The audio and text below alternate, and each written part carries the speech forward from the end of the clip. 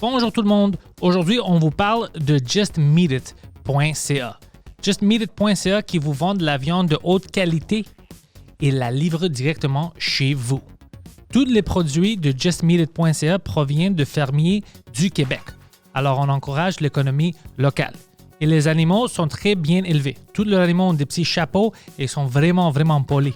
Mais en plus, ils n'utilisent pas des antibiotiques, des produits chimiques, des hormones. C'est vraiment de la viande de haute qualité. Et c'est pas n'importe quelle viande. Ils ont même du wapiti. Wapiti qui est fun à dire et délicieux à manger. justmeatit.ca. Merci. It's time.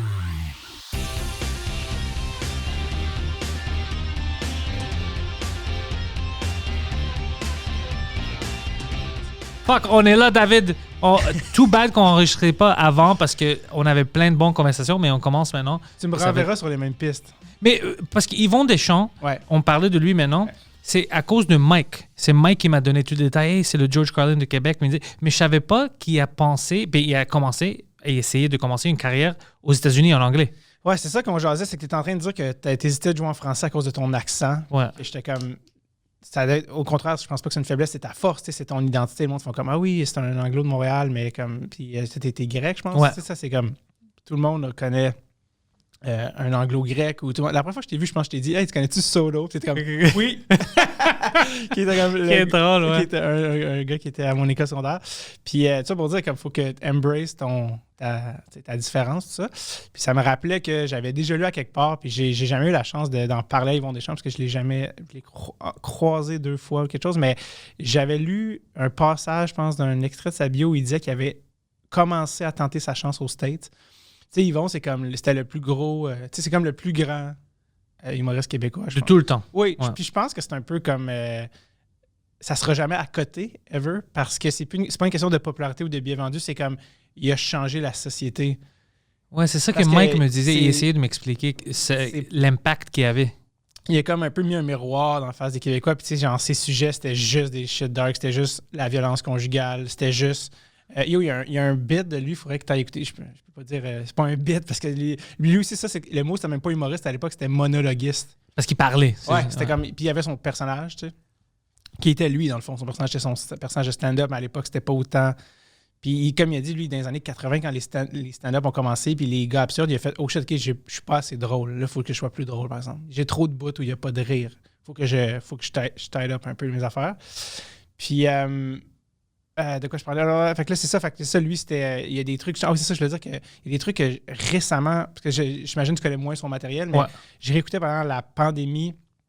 Il y avait un truc, c'était sur... Parce que, tu sais, pendant la pandémie, il y a eu plein de mouvements sociaux. Puis il y a eu le MeToo qui a eu une deuxième vague. Puis j'ai réécouté un vieux affaire de lui qui s'appelle Les Tapettes. OK. Qui a un truc sur l'homosexualité. Lui, il allait juste dans les topics, genre, que t'es comme, OK, ça, il va y avoir du truc. Puis il y a un truc là-dedans où il parle de la culture du viol, mais c'est un numéro qui date de genre 87. Puis le mot culture du viol n'existe pas encore. Il fait juste parler de comment... puis son personnage, il était toujours... Lui, il écrivait ironiquement. Son personnage, il disait les shit que tu fais, desquels tu ris, parce que t'es comme voir qui dit ça. Ouais. Lui, il était comme, mon fils, c'est un professeur homosexuel. Il va se faire violer. Mon fils va se faire violer. Puis là, sa femme est comme, non, de quoi tu parles? C'est pas parce que ta fille, elle a plein de profs hétérosexuels. Techniquement, elle a comme des 1000 fois plus de chances. Tu fais, oui, mais c'est une fille. Elle est élevée pour, elle se Nathan. C'est ça, c'est ça. Ils vont, comme. Ah, OK, Puis là, ouais. c'est vraiment, puis là, il parle de tout comme il dit là. Il dit là, d'ailleurs, les problèmes, c'est pas les agresseurs, c'est les filles. D'ailleurs, là, dans des sociétés plus évoluées que nous, là, comme en Ontario, ils mettent les filles en prison. Tu sais, toutes ces affaires-là, de comme les sociétés plus évoluées que nous en Ontario. Ouais, c'est... Fait que c'est malade, c'est un truc qui date, j'ai checké, ça date de 87. Puis genre, t'es comme, man, ce numéro-là, genre Aziz aujourd'hui, c'est hilarant, c'est encore d'actualité. C'est dark, mais c'est vrai, tu sais. Puis lui, c'était ça, c'était l'homosexualité, c'était la violence conjugale, c'était les syndicats au début, tu sais, de comment les gens travaillaient, tu sais. Il a grandi où, lui? À Montréal ou Ouais, lui, c'est en un région? gars c'est un gars de Montréal, d'un quartier ouvrier qui était, je ne vais pas me tromper, là, c'était soit Saint-Henri ou Centre-Sud. Puis là, Okay. il a fait le centre Yvon Deschamps Centre-Sud, qui est un centre avec genre de bibliothèque. Lui, comme il a donné comme des millions de son argent personnel pour... Construire tout ça? Oui, parce je pense qu'en bon québécois, il est mal à l'aise avec l'argent. Fait qu'il a juste comme redonné beaucoup, genre. Puis lui, J'avais eu la chance d'assister quand il était passé à sous-écoute, parce que Pierre-Yves Roy Desmarais, il y a le même agent que Mike, Michel. Puis là, il avait dit, j'ai réussi à avoir des billets. Puis tout le monde voulait billets. Tous les humoristes. C'était juste des humoristes dans la salle. Parce que tout le monde voulait voir le Gretzky. Le genre, c'est comme une légende, même s'il est comme plus vieux, tout ça. Puis il est rentré, puis il est comme, mon argent, je l'ai donné. Puis il était avec sa femme. Je sais pas combien. Puis sa femme était comme, moi, je le sais, c'est moi qui a. Puis il est comme, à combien? Puis c'est comme des millions. Incroyable. Il habitait à Westmount. C'est drôle que sa femme est comme, non. Écoute, moi, je sais. Ouais, comme moi, je les ai vus les chiffres passer, puis comme, c'est comme, j'aime mieux pas ça. En fait, ça ne dérange pas, mais il est juste comme, c'était malaisant avec l'argent. Bref, tout ça pour circle back, apparemment que lui, il avait été aux États-Unis tenter sa chance. Puis c'était justement, le personnage, justement, il a embrace sa différence, c'était The French Guy, parce qu'il avait sûrement un accent en anglais. Et puis, comme je te dis, sa femme, c'est une fille de Toronto, Judy.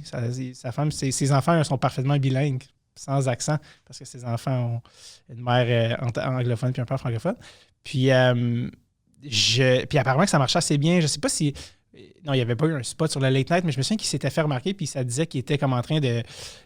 À ce moment-là, il y avait déjà genre comme 20-30 ans, je pense, d'expérience. Dans les années, quoi, 80? Et je pense qu'il commençait une famille, ça devait être des années 70. Je pense qu'il devait avoir 15 ans d'expérience, peut-être déjà de scène ici, 10-15 ans certainement, puis il était super établi. Fait que, en tout cas, puis finalement, à cause parce que lui, il a commencé sa famille sur le tard. Il a eu des enfants, je pense, dans la quarantaine. Okay. Sa femme est plus jeune, puis ils ont commencé une famille, puis ils ont eu 3 enfants. Fait que je pense qu'à ce moment-là, c'était comme, OK, ouais, non, là, tu sais. C'est plus difficile, ouais. Ouais, tu sais, comme, c'est des carrières en ce moment qu'on a, tu sais, il y a comme, tu vois des gars comme Louis-José Hood qui ont une quarantaine d'années, qui n'ont pas de femme, d'enfants, t'es comme, ouais, je comprends, t'étais complètement all-in, tu sais, sur ta carrière. Fait que, bref, ça pour dire, je serais curieux, parce que ça n'a jamais été fait à date de ce que je sache, un humoriste québécois qui dit, OK, je vais essayer de jouer dans la grosse ligue, puis essayer d'aller... est-ce qu'un humoriste québécois va avoir un Netflix special en anglais?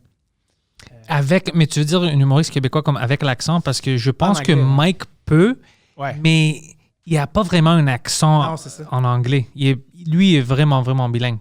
Ouais, son père est anglophone, Mike. Ouais. Je serais curieux de voir Mike en anglais. Genre, y a-tu comme un accent canadien? Y a-tu comme un accent... Tu sais, comme... Ouais, pas super canadien. Non, c'est pas ça. Super canadien. Toi, est-ce que tu vois Poseidon un accent avec Mike? Non, hein? Pas vraiment. Il n'y a pas vraiment un accent. Comme les Américains peuvent voir que peut-être c'est canadien, mais c'est pas comme l'Ontario. Eux, tu connais. Comme moi, quand j'écoute quelqu'un de Toronto, je sais d'où il vient à cause de son accent. Ah oui? C'est comme de Toronto précisément? Ontario, comme ils ont un accent. OK. Contrairement canadien. À un gars de... Est-ce qu'un gars de l'Ouest va avoir un accent comme un gars de Toronto ou non? Non, c'est différent. En Vancouver, ils parlent un peu, mais c'est vraiment canadien. Tu sais que c'est canadien. Tu penses pas que c'est des Américains. Pas juste à cause du « A ». Le « A », qui me dérange beaucoup. Ça me dérange beaucoup. Oh yeah. Ah ouais, c'est toujours le fucking « A ». Mais je sais pas, il y a des mots qu'ils utilisent, la façon qu'ils parlent. Je pense que les Américains, spécialement en New York, sont plus directs. Mm-hmm. Mais les Canadiens sont un peu plus joyeux, puis de façon qu'ils jouent avec les mots, puis ils chantent un peu pendant qu'ils parlent. Par exemple, les gars de New York, ils chantent pas. Ils sont vraiment comme « What's this? Where's that? Why? » C'est vraiment direct. Mais en Ontario, tu sais, les Canadiens sont « Oh, how can I? » C'est comme s'ils chantent un peu. C'est difficile à exprimer, les différences, mais moi, je les entends. Mon frère habite à Calgary.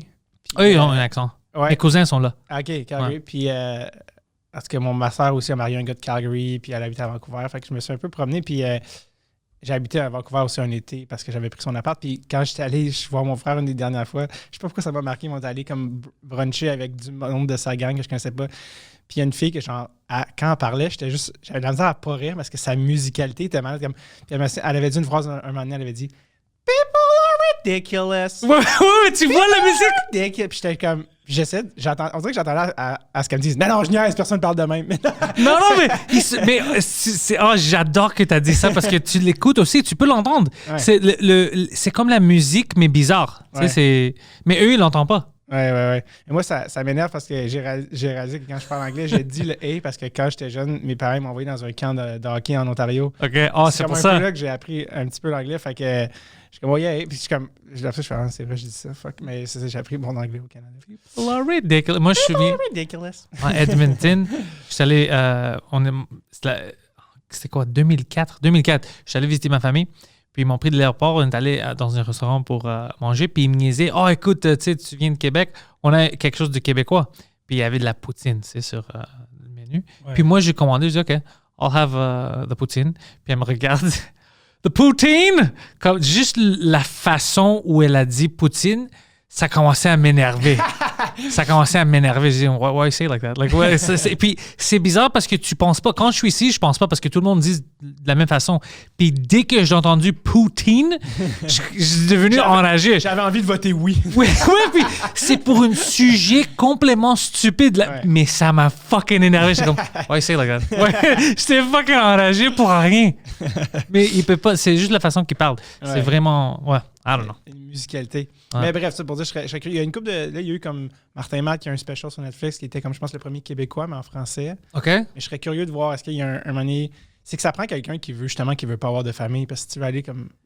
C'est make difficile. it aux States, dans un marché de même. Mais je pense que.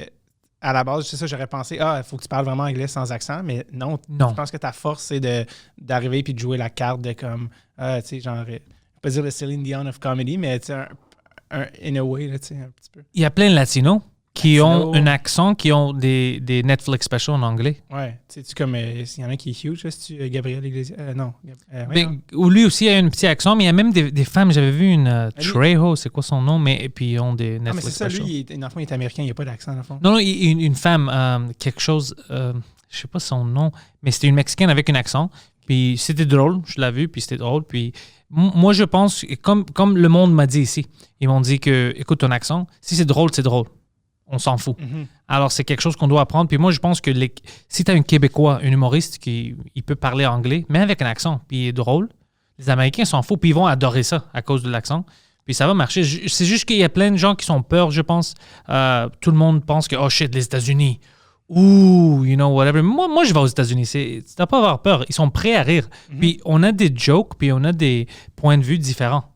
Ça, pour eux, c'est incroyable. Ils adorent ça, des points de vue, tu sais, sur le stage, différents, ils vont rire avec ça. Ah oui, Alors, c'est une force. C'est juste d'essayer. C'est vraiment ça. T'as-tu beaucoup joué aux États-Unis? Assez.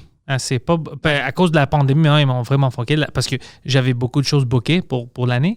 Mais avant ça, même quand je faisais des open mic, j'étais vraiment chanceux. J'étais allé à LA, puis j'étais au Comedy Store une fois, par chance. Je n'étais même pas booké, c'était tout par chance. Je me suis fait booker au Ice House, au Pasadena. Ouais. Alors, j'ai fait des bons salles que les gens connaissent. Puis, j'ai vu la différence. Puis, c'était toujours du fun. C'était toujours plus facile de parler des choses là-bas qu'ici, je dois dire ça. Ici, il y a des fois où je mettais un petit filtre. Mais ça, c'était-tu plus en anglais ici ou en français? En anglais ici. En français, ils me laissent dire n'importe quoi. C'est ça que j'allais Ouais. dire. En français, c'est drôle parce que je dis n'importe... Je parle de... Je sais pas si tu as entendu certaines de mes jokes, mais de n'importe quoi, puis ils me laissent. Puis, Alors ouais. que tu dirais pas ça en anglais. Oui, moi, oui, mais je devrais pas... Non, mais des fois, je faisais avant de devenir professionnel, je mettais des fois un filtre. Mm. Parce qu'il y avait des fois où je disais quelque chose, puis il y avait des gens qui ils comprenaient mal le joke. Puis ça me faisait comme « Ah, shit, est-ce qu'ils vont me comme jamais laisser retourner ici? Ouais. Je suis venu au Comedy Nest une fois, il y avait un couple, c'était un gars blanc puis une fille noire, puis j'avais dit une joke qui était à propos de racisme. C'était pour les prisons, c'était quelqu'un qui m'avait parlé en Californie. Il m'a dit, toi, t'es chanceux, t'es grec. Si tu vas n'importe où aux États-Unis, tu vas quand même trouver une ville avec des Grecs, tu sais, Greek Town. Moi, je suis noir. Si je vais quelque part d'autre, je vais trouver où les autres noirs. Puis j'avais dit, le joke, c'était comme, man, t'as jamais entendu parler de prison? Parce que c'était le temps où on parlait qu'il y avait beaucoup de gens noirs dans les prisons américaines. Okay. Le joke était vraiment sur ça. C'était pas sur des noirs, c'était le système des prisons. Puis elle a pris vraiment différemment. Puis lui commençait à rire, puis elle était fâchée. Puis on demandait pour leur argent. Puis quand la waitress et la host est venue après, j'étais au backstage, puis elle m'a dit ça. Elle était vraiment fâchée. Elle a dit que tu es raciste à cause de ça. Souviens, pensait, oh shit, mon intention était même pas... Le joke était à cause du système de prison. C'était pas à cause que... Et non sur les Noirs. Et non sur les Noirs. Ouais. C'est juste j'utilisais ça comme le méthode pour ramener le joke. Parce qu'on parlait, le gars m'avait demandé hey, c'est quoi, d'être grec quand tu vas dans notre ville. Puis, est-ce qu'ils vont-tu bannir du club? Mais le gars qui était là, David Acker, il me connaît, il a entendu ce joke-là. J'avais déjà dit. Il a dit, man, 300 fois j'ai entendu ce joke-là, tout le monde rit. C'est la première fois qu'une madame était fâchée. Ben non, je suis pas fâché avec toi. Je te connais, puis je connais le joke. Mais il y avait toujours ce problème-là en anglais. Il y a toujours quelqu'un qui va le prendre d'une mauvaise façon. C'est comme s'il oublie que c'est des jokes, puis il prend juste des mots. Est-ce que tu as changé ta joke, ton wording? Tu sais, qu'est-ce que j'ai changé? Cette soirée-là, où la madame était fâchée, je vais te donner la blâme à moi pour une chose. J'avais mis 2 jokes racistes de race back-to-back. C'est la première fois où j'avais fait ça. Habituellement, j'ai des breaks, j'ai des flows. Puis je pense qu'à cause de ça, ça fait l'air que lui, il rentre trop dans la race. Ouais. Parce que c'était une flow que je faisais jamais. C'était juste par chance. Je parlais d'une chose puis d'une autre, puis c'était tout par rapport à la race. Puis c'était la première fois et la seule fois où ce joke-là était vraiment comme vu comme « Ah, shit, c'est méchant ». Parce que back à back. Back à back, c'était un peu bizarre. Alors, je donne le bénéfice du doute, tu sais, pour elle. Ouais. C'était un peu bizarre. Si tu me connais pas, puis tu me vois là-bas, puis hey, toutes ces jokes sont à propos de la race, que ce n'était pas vrai, mais c'est juste que j'avais mis back-to-back. Et quand tu as joué aux États-Unis, comme Je disais plein de fucking choses sur la race. Les gars avant moi, au Comedy Store, puis moi, j'étais une open micer, imagine ça. Avant moi, il y avait des gens, c'était tout le N-word, puis c'était des gens blancs. Puis leur joke était sur... Ouais, puis j'étais comme... Ouais, like, on a-tu... Like, fuck, c'est bizarre, mais il y avait de la tension, mais tu comprenais que c'était une joke. C'est bizarre, mais j'avais jamais vu ça, parce que je venais d'ici. J'avais jamais vu ça comme... c'était incroyable. Puis après ça, moi, je dis mes jokes qui... Par rapport à ça, c'était vraiment tame. Tu sais, il n'y avait rien de mal comparé à des N-bombs. Alors, j'avais vu des choses comme ça. Puis, chaque fois que je vais aux États-Unis, je vois que je peux vraiment dealer avec des sujets plus sérieux. Ouais. Ici, est-ce que... Comme je peux faire en français ici. En français ici. Ouais. Est-ce que quand tu allais jouer, mettons, tu joues au Comedy Store, tu sais que tu as comme un peu passé dans les mailles du filet, je joue au Comedy Store comme rapidement, même si c'était un open mic, j'imagine? Le open mic, mais la première fois, mais la deuxième fois où je suis allé au Comedy Store, c'était avec Mike. C'était 2 jours avant qu'on soit sur Rogan. Puis on a joué dans le Original Room. Puis là, on était booké du gars qui fait le show, là, Adam Egit, qui est un de nos amis qui book ça. Okay. Alors, il nous a donné quelques minutes pour faire... parce qu'on n'avait rien à faire en Los Angeles dans 2 jours. On attendait pour Rogan. Alors là, quand j'étais là, puis j'ai connu plein de gens, puis ils m'ont montré comme le backstage, le kitchen, puis tout ça, la cuisine. Là, j'étais comme, oh, fuck. C'est intense. Like, c'est le Comedy Store. Je viens de dire mes jokes. Il y a fucking Chris D'Elia là-bas, lui là-bas. C'était bizarre, puis c'était fun. Chris D'Elia avant les incidents. Avant les incidents, ouais. J'ai envoyé un email à Chris D'Elia la semaine passée pour faire mon podcast sur Skype. Pour qu'il fasse ça sur Skype? Ouais, mais je l'ai invité sur Instagram. Alors, je sais pas s'il check sur Instagram maintenant à cause de tout ce qui est passé. Ouais, mais je vais attendre pour voir. Si tu le reçois, tu vas-tu en parler ou t'es comme moi? Non, bien sûr, je dois en parler. Mais je ne vais pas le niaiser, je vais juste demander des questions. Qu'est-ce qui s'est passé? Ouais. Mais ouais, pour revenir au store, quand tu joues au store ou à Pasadena, t'étais-tu comme qu'il faut que je fasse mon meilleur? Ouais. Il faut que je fasse mon best. Puis à Pasadena, je sentais comme ça beaucoup parce que je travaillais, imagine ça. Alors, je travaillais pour une compagnie, puis moi puis un de mes gars qui travaillait là-bas, on est allé en Los Angeles pour une business meeting. Puis, on était fini, puis je dis, écoute, moi, je vais prendre l'auto, puis je vais aller à Pasadena. Il était comme, pourquoi? Je dis, je fais de l'humour, puis ils m'ont booké là-bas pour faire l'humour. Il dit, de quoi tu parles? Tu travailles, moi, t'es pas un humoriste. C'est quoi votre business? C'était en réalité virtuelle. OK. Puis le gars me dit, de quoi tu parles? Je dis, non, je fais ça. Puis lui, il dit, OK, probablement, il fait des open mic. Alors, il dit, OK, je vais venir avec toi, j'ai rien d'autre à faire moi non plus, on va manger, je vais te voir, puis je vais te niaiser. Je dis, OK, si tu veux, tu peux venir. Je vais t'acheter une billet, c'est pas un problème. Alors, on va là-bas, on mange, on va dans le Ice House, il me voit, hey, Panos, whatever, viens par ici, c'est le backstage, toi, tu peux aller t'asseoir. Il était comme, c'est bizarre. Lui, il pensait que c'était un jeudi soir, c'était une vraie soirée, c'était pas une open mic night. Okay.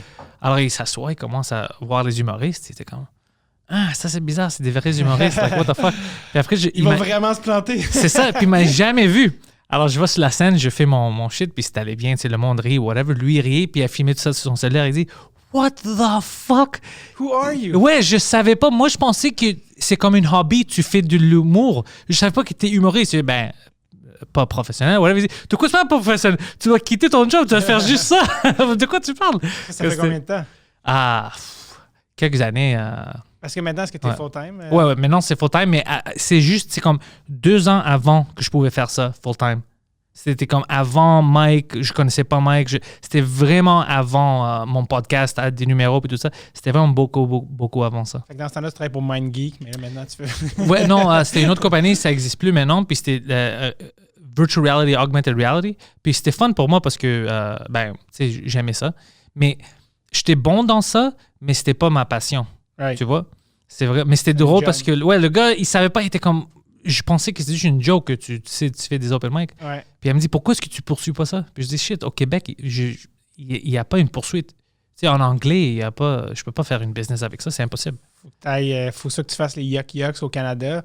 C'est de la merde. Que tu ailles aux States. Ouais, ouais, c'est pas. Ou que tu ailles aux States.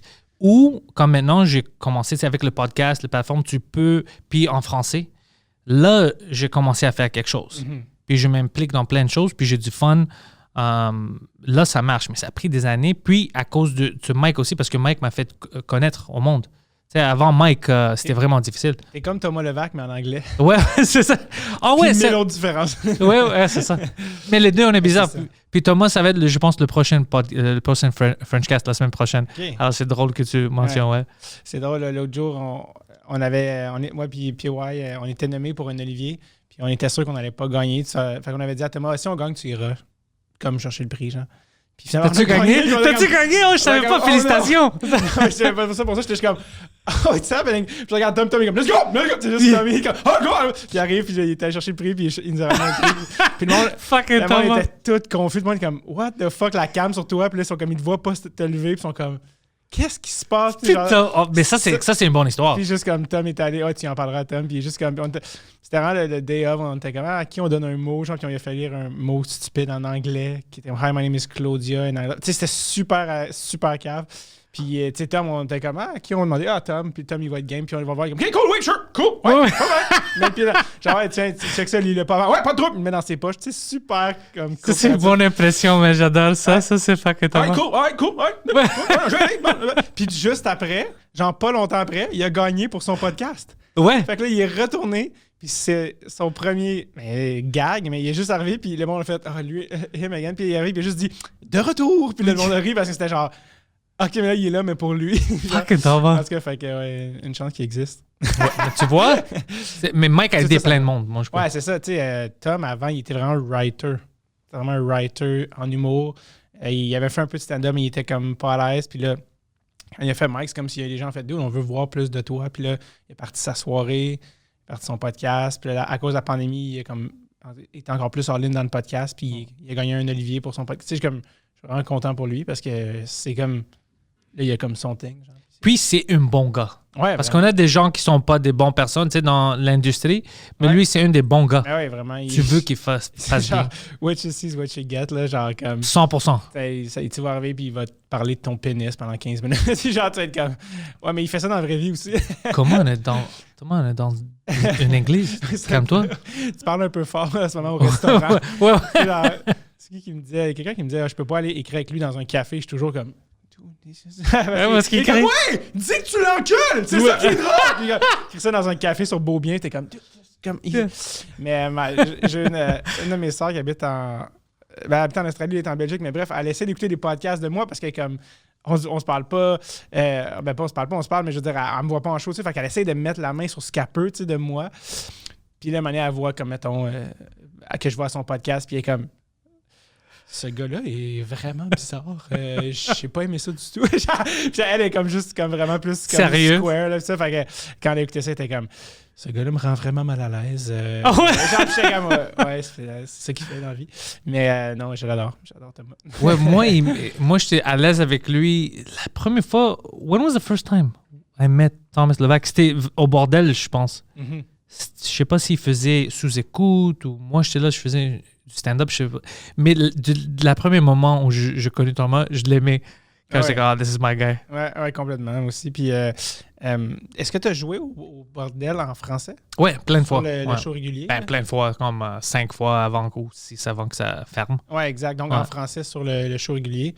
Puis je sais pas si le show régulier, c'était des shows... j'ai fait le open mic déjà sur bordel, puis j'ai fait des shows que Mike puis les autres humoristes organisaient. Right. Puis c'était le fun en français au bordel? Beaucoup. Est-ce que tu t'es déjà dit, avoir su, j'aurais commencé plus tôt en français?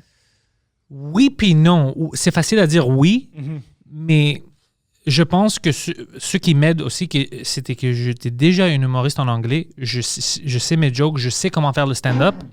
Alors, j'ai l'accent, oui, mais au moins, je sais comment livrer des jokes puis le faire drôle. Parce que je pense que si j'avais commencé au début, comme en anglais, tu as ces années où tu n'es pas bon. Ouais. Ça serait pas bon de commencer en français pour moi, puis je suis pas bon.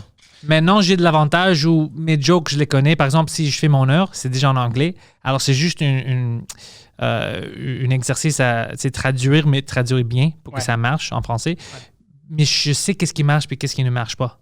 Alors ça m'aide. Est-ce que... C'est quoi que tu as trouvé le plus difficile dans ta... Parce que là, justement, vu que tu owns ton truc en anglais, de le traduire en français, c'est quoi que tu as trouvé le plus difficile dans la traduction? Il y a la culture, il y a des mots où ils sont différents. Par exemple, des choses stupides, puis je demande des questions à Thomas ou hey, est-ce que je peux-tu dire ça?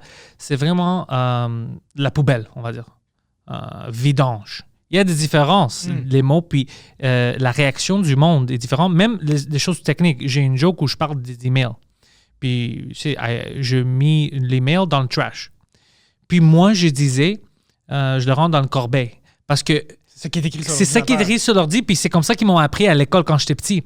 Puis je pense, je sais pas si c'était ou Thomas ou Michel Grenier qui me disait le sound corbeil, et tu peux dire trash. Pour les Québécois, tu peux dire trash ou même poubelle au lieu de corbeil. Puis moi, j'étais comme, mais le mot est corbeil. Ouais. C'est comme, non. Mais jouer au Québec, c'est pas jouer en France. Non? Exactement. Puis moi, je disais supprimer. Ils disent, tu peux dire déliter, ils vont comprendre. Puis j'étais comme, non, c'est bizarre dans ma tête, je dois dire supprimer.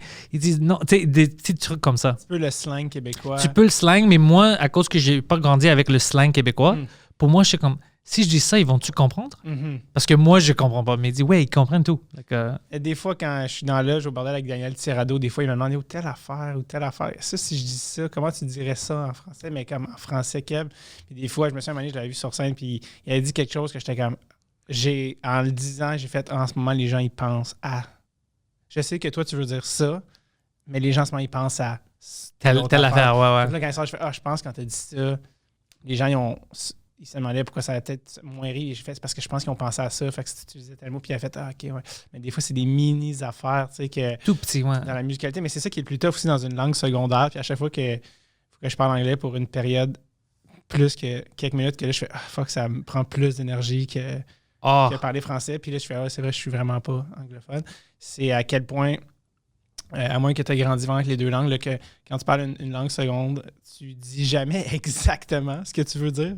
Tu veux toujours que tu te rapproches le plus proche. Tu essaies de te coller, mais comme le choix de mots, la musicalité ne sera pas exactement aussi tête. Puis en humour, c'est tellement comme tu l'as dit une demi-seconde trop tard. Ou fait que dans une conversation en anglais, tu es comme si en français, je l'aurais dit ça rapidement, mais là, en ce moment, c'est comme le temps que je trouve le mot, mais c'est même pas exactement le bon mot. Fait que ça fait pour moi, c'est lourd. Ça prend beaucoup d'énergie quand je fais ça en français, le stand-up, parce que ça doit être vraiment. Puis moi, je suis vraiment spécifique. Je veux vraiment que le punch à ce moment-là, c'est une grande création pour moi. Alors, c'est vraiment difficile parce que je veux que tout soit parfait. Mais quand le monde rit puis ça marchait, je suis fucking... OK, ça marche, je suis heureux. Mais juste pour que le monde sache, pour moi, faire 1 heure en anglais, maintenant, c'est presque rien. Comme c'est drôle, puis I have fun, puis c'est relax. En français, même 20 minutes, ça prend toute mon énergie parce que je pense à tout. Ouais. Alors, si je fais 1 heure, tu peux savoir, même si je ris parce que je trouve ça drôle, fuck man, c'est fatigant. Comme ça prend beaucoup d'énergie. Ouais. Mais je veux le faire comme à cause que ça prend toute cette énergie-là. Quand ça marche, ça vaut 10 fois plus que mon heure en anglais. Tu vois? Parce que j'ai mis tout ce que j'ai dans ça. Vraiment. J'ai juste joué quelques fois en anglais, puis c'était dans un contexte de Franglos. OK. Puis ça, c'est comme pas ça te permet à faire des erreurs. Ouais, puis c'est parce que le monde dans la salle, il parle français. Genre, comme, fait que le monde, ils vont comme. Moi, il faudrait que j'aille au Nest, mais quand on est sorti de l'école de l'humour, Jay du Temple, qui n'était pas du tout connu ou rien, il allait jouer au Nest, puis j'en étais comme ami avec Franco Tadeo. Puis comme tout du monde super vête, genre en anglais que tout le monde en français connaît pas. Fait qu'il allait jouer au Nest, puis au Works, puis tout ça, puis. Il y a quand même, c'est fou d'arriver dans une affaire que t'es dans la même ville, genre t'es au Forum. T'es au cinéma Forum, parce que oui, le Nest, il est comme au 3e étage, au Forum. Ouais. Puis t'es comme dans cette petite salle-là, puis comme tu joues dans le monde. Fait que il faudrait que j'aille faire un open mic à un moment donné. Là-bas, bien sûr. Juste pour le fun. C'est vraiment un cool room. Comme moi, je l'adore parce que c'est mon home club. C'est là où j'ai commencé. C'est la première place qui m'a payé pour faire du stand-up. Alors, imagine ça. Quelqu'un m'a déjà payé pour faire du stand-up. Mais le bordel, puis maintenant, il va y avoir 2 rooms au bordel quand ça... Ouais. C'est une feeling... c'est comme à New York. C'est comme les clubs à New York. C'est quelque chose d'autre. Ils ont bien fait leur travail, leur devoir. C'est François Bellefeuille là, qui était le leader de cette affaire-là, puis il voulait vraiment que ça soit Aziz. Puis genre Charles Deschamps qui est comme... Qui, dans les plus moindres détails, genre non, mais une table de comedy room, c'est une table de telle grandeur parce que dans le fond, t'es pas en train de manger un course, tu vas avoir une bière, puis tous les détails, puis c'est vraiment comme... Il faut vraiment que ça soit hermétique pour que les rires, ils restent comme une canne de conserve. Puis c'est ça, un truc. Puis j'ai toujours aimé la quote de Dimitri Martin quand il dit une bonne salle d'humour, c'est une mauvaise salle en cas d'incendie. Ah ouais, mais c'est vrai. C'est vraiment ça. Il y a comme un plafond pas fini. Tu sais, les comedy genre de plafond pas fini bas avec des fils électriques qui sortent. T'es comme ça, c'est sketch. Puis genre, s'il pogne le feu, c'est comme fuck, on meurt tous. Mais comedy-wise, le fait que ça soit comme crush, compressé, ouais. Exact. Tu rentres dans la room au bordel pendant un show et t'es frappé par la vague d'énergie puis de rire de genre oh shit, il y a un show aussi, puis il y a une chaleur. Tu es comme holy shit, tu sais, tu prendrais les mêmes personnes puis la même humoriste, tu te mettrais dans un autre room, tu serais comme c'est correct, mais c'est pas. Ouais, exactement. Il y a trop de dead air ou il y a trop de. Alors que ça, c'est comme tu sais, genre, ça, c'est nice. Même le théâtre, comme j'étais chanceux, j'ai fait certaines premières parties pour Mike. Puis lui, quand il fait une théâtre, il pack le room. Avant COVID, c'est sold out. Mais c'est des grosses salles aussi. C'est des grosses salles. J'aime l'énergie dans ça. Mais pour moi, c'est vraiment, si tu veux voir une humoriste, si tu veux voir Mike être fucking Mike, si tu as la chance de le voir ou toi, de te voir au bordel, c'est là où tu vois vraiment les humoristes. C'est fun, c'est intime, puis c'est intense. Ouais. C'est quelque chose d'autre. Si quelqu'un n'a pas eu la chance d'aller dans une comedy club pour voir les humoristes, c'est pas comme la télé. Si tu aimes ça dans la télé, tu vas adorer ce qui se passe dans les clubs. C'est pas comme dans une salle de 1500. Non, pas du tout. Parce que les gens au Québec, ils consomment beaucoup d'humour, puis ils vont voir beaucoup de shows en salle. Ils vont voir ils vont le voir à Place des Arts, ils vont le voir à une salle de 500, 1000, 2000. Puis c'est nice, mais c'est pas la même expérience du tout. L'humour, c'est pas rockstar. Exactement, ouais. L'humour, c'est intime. Ouais. Puis genre, quand il te regarde puis il fait un clin d'œil, tu vas pas le voir dans une salle. Il va falloir qu'il fasse. Ouais, exactement. Dans la rangée, il va être comme, OK, c'est plus gros, tu sais. Mais quand c'est dans une room, c'est vraiment genre...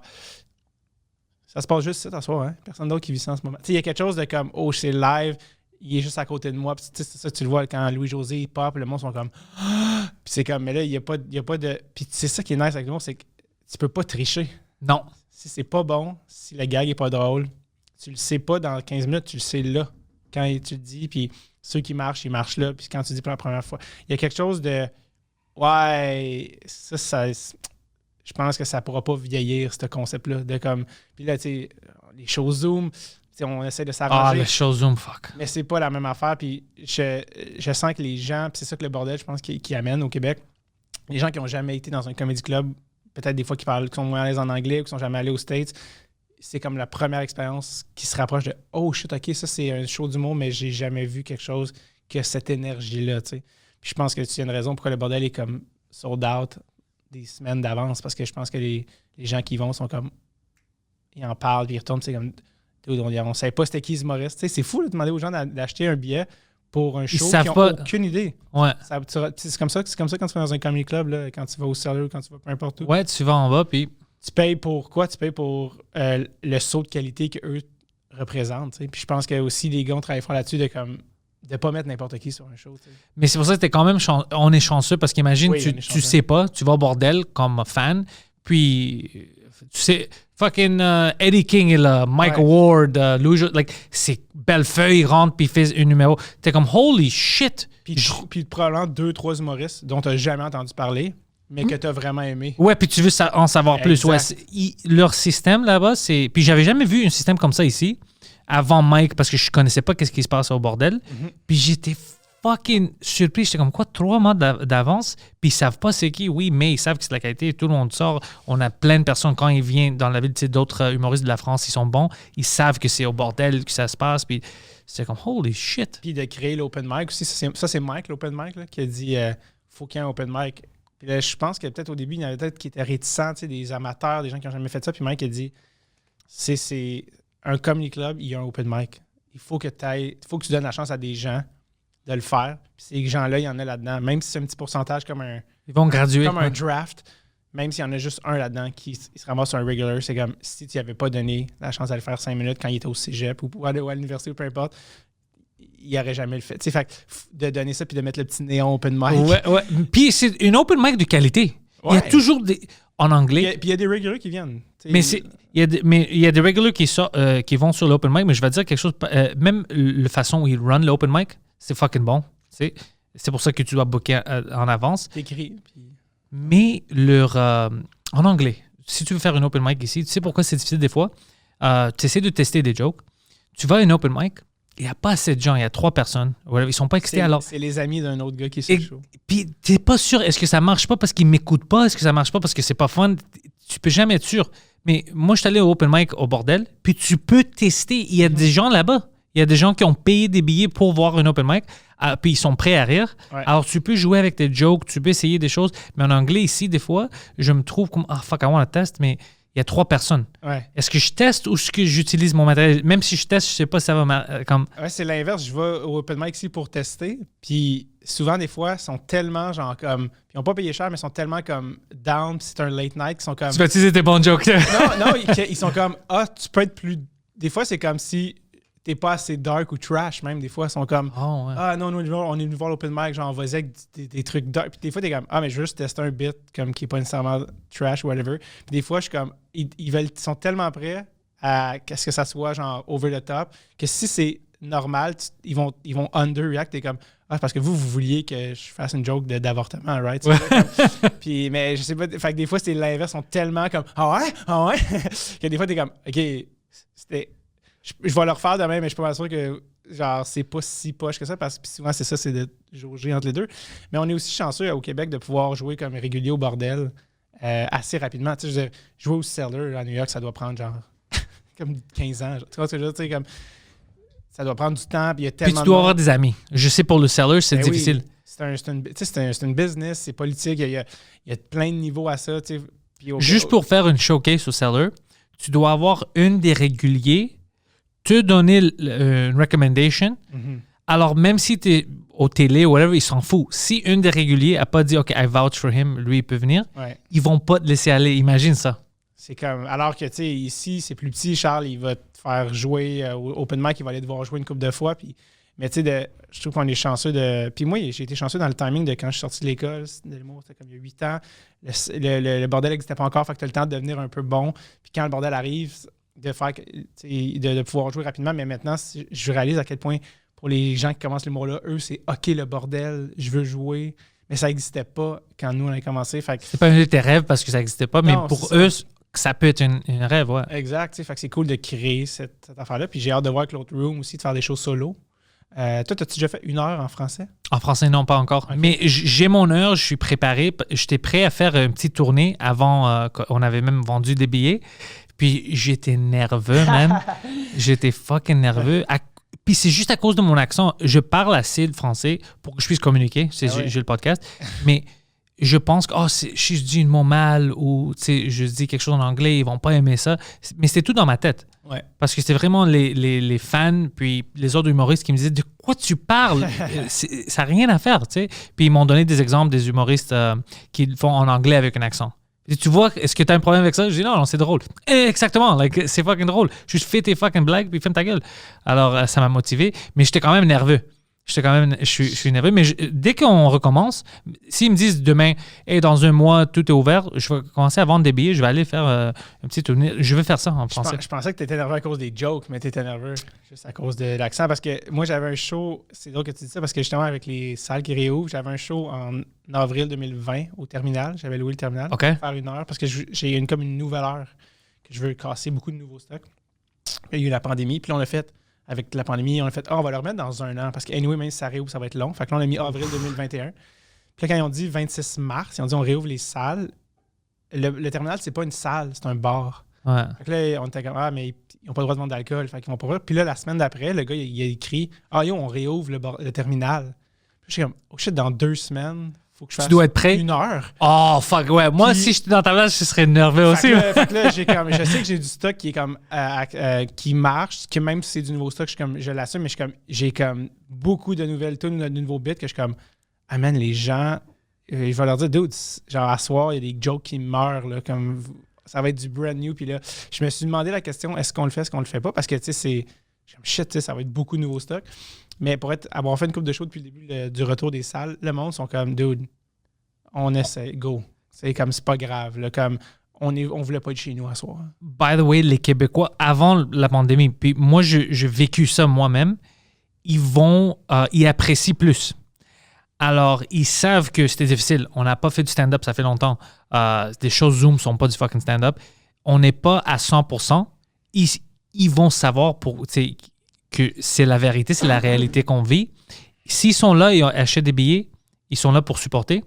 Ouais. Ils vont pas être fâchés. C'est pas des billets à 50$. C'est des billets. C'était déjà un show de rodage qui était vendu. C'est juste que depuis 1 an, t'écris des bits, puis t'es comme... Je sais pas, man. Je sais pas si ça marche. Ouais. Je sais pas si mon bit sur Staying Alive il est si bon que ça. Ouais, tu sais. Fait que j'ai hâte de voir, mais je t'en parlerai le lendemain. Peut-être que je vais t'appeler en pleurant puis je vais être comme abandonne tout. Non, je suis sûr que ça va marcher. Puis même les choses qui marchent pas, ça va marcher. Parce que tu vas savoir que OK, ça marche pas, mais tu peux rire avec. Ouais. Mais je pense que le danger dans un show comme ça, c'est de pas avoir de fun. C'est juste ça, le danger. C'est vraiment ça. Si tu te dis, mais là, t'es trop dans ta tête. Puis c'est pas grave si tu oublies un gag ou 2. Si t'as du fun, tu pourras le retester au prochain show. Mais si t'es tellement dans ta tête, stressé puis tu veux trop pas rater, tu pourras pas donner une chance aux jokes. Fait que juste essaye les jokes puis après tu retravailleras. Puis toi, tu faisais-tu beaucoup de Zoom show? J'en ai pas fait tant que ça. Je sais qu'il y en a qui font beaucoup de corpos. J'en ai fait quelques-uns, mais j'ai pas non plus été out of my way pour dire hey, book-moi-en des corpos à côté. Parce que c'est aussi que j'ai réalisé, les corpos, j'ai beaucoup fait en personne. J'ai beaucoup fait des écoles. Les écoles, c'est vraiment tough. Genre, des écoles sont là, c'est comme du monde. École secondaire? Ouais, c'est très jeune. Genre. Ils te laissent faire ça? Ouais, souvent, tu sais, c'est eux. C'est pour ça que j'avais comme un souvenir de corpo. Ça peut être le fun à partir de secondaire 3, 4, mais avant ça, c'est tellement jeune comme ça leur passe ici. Tout mon nouveau matériel, il marche pas pour eux parce que c'est trop dark. Pourquoi est-ce que tu penses qu'ils m'ont jamais demandé de faire des... C'est-tu à cause de mes jokes sur les Algériens? Tu penses ça? Je sais pas. Je connais pas assez ton matériel, mais je te jure que comme il y a des shows bien plus le fun que faire des secondaires 2 à 8h un mardi matin. Là, oh, fuck, ça fait mal. Fait que j'en ai fait un peu, tu sais, genre des parties de Noël, des boîtes de pub, mais écoute, je me revois être comme dans ma chambre en train de faire un setup avec un éclairage, puis comme hey! Puis comme j'étais comme, hey man, c'est weird, comme, mais c'était cool, finalement c'était cool, puis le monde était nice, mais c'est drôle parce que quand j'ai fini mon show, j'ai fait hey, salut, puis j'ai comme fermé ma caméra, mais comme leur mic continuait à être allumé, fait que j'entendais comme ouais, c'était cool, ouais, c'était bon. Puis j'entendais tout ce que d'habitude t'entends pas, genre les réactions initiales de ça va être tel bout.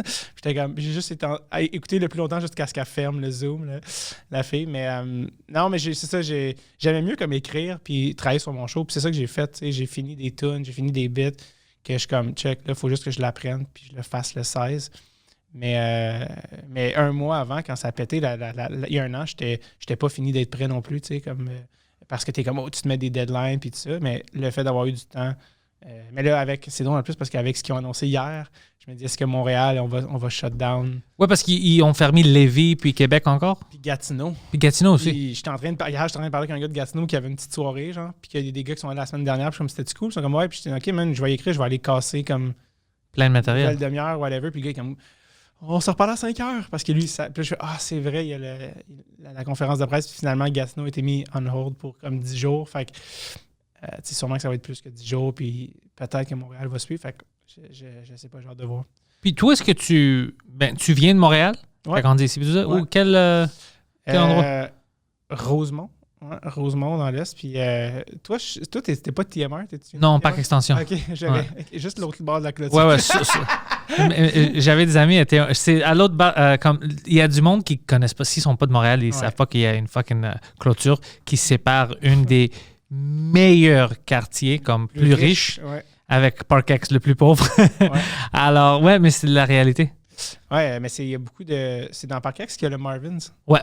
Qui est un restaurant grec classique. Mais, fait que... Non, c'est parce que vu que j'allais à l'école avec du monde qui habitait à TMR puis que tu connaissais un autre dude grec de TMR, j'étais comme, tu viens-tu de... Ouais, ben Soto, sa mère était ma professeure en école primaire. OK. Ouais, puis sa sœur a même fait une petite partie dans un des films que j'avais fait une fois comme...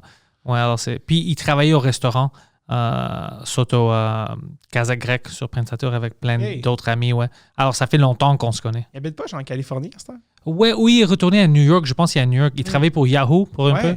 Ouais, maintenant, il est à New York, je pense. C'est baller, ça. Ouais, mais lui, était toujours vraiment intelligent. Ouais.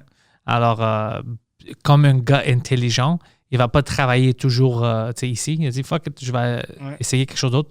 C'est nice. Mais Parkex, man, là, ça va commencer à monter, je pense. Ouais, à cause de l'université.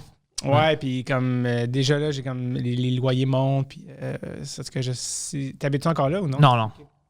Mais tu sais, c'est très Indian. Il y avait beaucoup de Indiens pas autochtones. Non, des Indiens, ouais. Puis c'est un quartier qui est vraiment nice aussi, fait que j'ai hâte de voir, mais t'es allé au secondaire primaire, là? Moi, je suis allé en secondaire sur l'Acadie, école Évangeline, puis la Dauversière. C'était école française. C'est en français, ouais. C'est pour ça que tout le monde est confus à cause que j'ai un accent comme ça. Mais c'est à cause de cette école-là. Honnêtement, je pense que c'est à... Tu sais, en école primaire, mes professeurs en français venaient de, je pense, Égypte, mais c'était des Français, comme ils parlaient comme en France. Ouais, l'accent français, ouais. Quand j'ai rentré dans l'école secondaire, c'était la première fois où j'ai entendu du monde qui parlait québécois, comme vraiment québécois. Puis pour moi, c'était différent. Ben ouais. Puis ils utilisaient des mots que je comprenais pas. Tu sais quoi, les mots? Tiens-tu des mots, des trucs que tu disais qui disaient que t'étais comme, oh, je comprends rien. Ouais, je parlais à Mike, je pense que c'était sur sous-écoute, j'avais dit ça parce que je me souviens, c'est la première fois où j'ai entendu drette là. J'avais demandé pour la salle, puis là, c'est drette là. Puis je la regardais, c'était la première ou deuxième journée.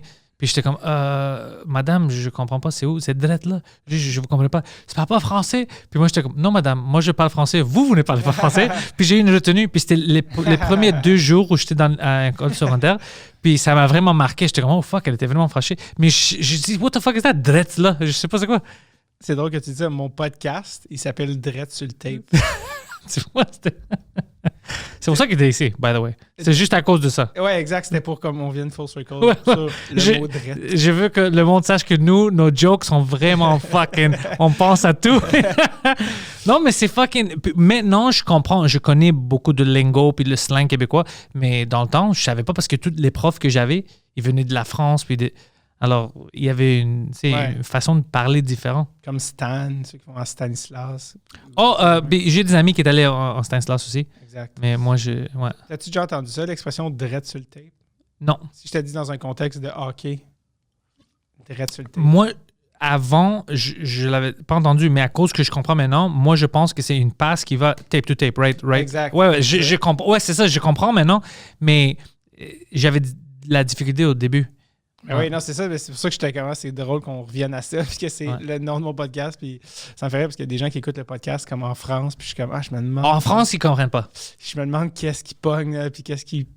Justement, je viens de dire pogne, là, déjà. C'est comme un mot qui serait comme quoi. Puis moi, j'ai joué beaucoup de hockey. Alors, direct sur le tape, je peux visualiser ça. Mais je pense qu'en France, c'est comme, c'est-tu une cassette? Direct sur le tape. Tu savais que Slapshot. En français, le film, là, Slapshot, là, au Québec, c'est. Je pense que c'est le monde appelle ça Slapshot, là, c'est même si c'est lancer, frapper, whatever. Mais Slapshot, en France, ça s'appelle la castagne. La castagne? Castagne. C'est quoi ça, la castagne? J'avais jamais entendu ce mot-là. Puis c'est des amis français qui vont dire, ça veut dire comme la bataille, genre la castagne. La castagne, ouais. Puis j'étais comme. OK, tu sais, comme. C'est une autre affaire, tu sais. Puis. Le Slapshot, c'est le premier film qui a été traduit en québécois.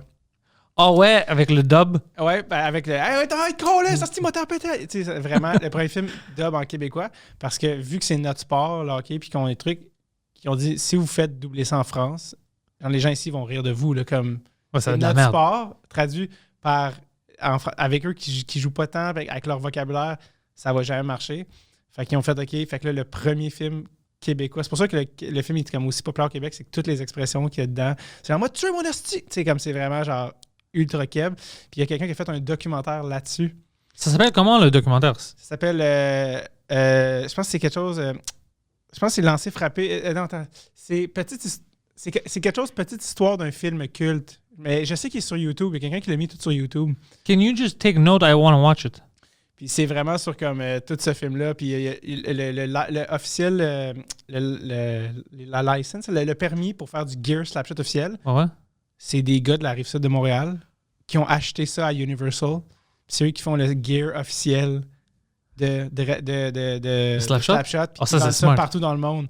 Puis comme eux, ils ont juste comme reach out à Universal. Puis Universal, c'est comme OK, genre. Puis là, ils ont juste donné la license. Puis c'est genre 2 gars, genre de Boucherville ou je sais pas trop quoi, là, qui font du gear. Quand t'achètes du gear, ça s'appelle Mad Bros, madbros.com. Ça, j'aime les histoires comme ça. Et ouais, c'est des Ouais, frères, ouais. eux sont venus au podcast. C'est-tu des gars cool? Ouais, vraiment. En fait, c'est un des frères qui est venu au podcast, parce que lui, maintenant, il fait ça full-time. Puis l'autre, je pense qu'il a une autre job. Puis le gars qui joue le goaler là-dedans, qui est un Québécois, Ouais. que toutes les jokes du film, c'est qu'il parle mal anglais. Lui, c'est-tu un Québec? C'est un vrai Québécois, right? Ouais, lui, OK, c'est un gars je pensais que peut-être c'était un acteur. Non, c'est ouais. c'est un gars qui est comédien, mais qui est québécois. Puis lui, il était comme en Gaspésie. Puis quand j'étais en Gaspésie, j'ai arrêté chez eux. Puis il m'a conté l'histoire de comme qu'il a pris un vol pour aller à Montréal. Puis là, il a rencontré George Roy Hill, qui était le directeur qui avait gagné des Oscars avec Paul Newman puis The Sting. Puis comme on cherche un short, genre sturdy. Puis là, il l'a vu, puis il a fait c'est lui que je veux, avec un accent québécois.